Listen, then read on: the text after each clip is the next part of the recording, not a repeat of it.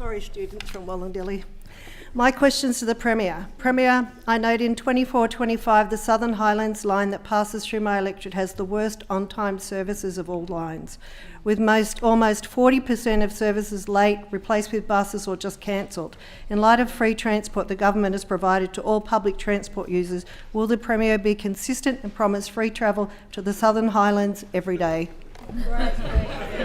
I call the Premier. Well, look, and obviously Member for Terrigal. a very sharp question from the member, and I do acknowledge the frustration of your constituents. I can't agree to that request. I assume if the Minister for Transport agreed to that request, it wouldn't be the last request that would be made of us in relation to free transport. I do also point out that it's clear that the on-time running for that part of the state is not good enough. June indicates an 80% on-time running target, 82% for July. Over the same period of time across the rest of the network, we were hitting nearly 90% for both June and July, and that's significantly behind what commuters would expect from a reliable commuter service from the Southern Highlands.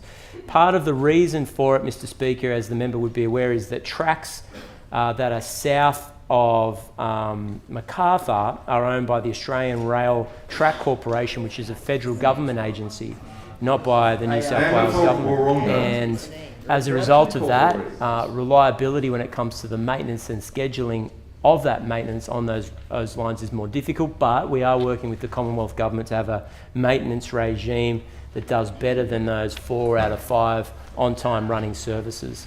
The second element of track disruption for the Macarthur line has to do with the Endeavour trains that were built in the 90s and have served that community and other commuter belt cities and communities just outside metropolitan Sydney well, but they're well overdue and they should have been replaced by the new regional rail fleet. But of course the previous government failed to deliver that, and well, that's a sad fact, but it's absolutely the truth.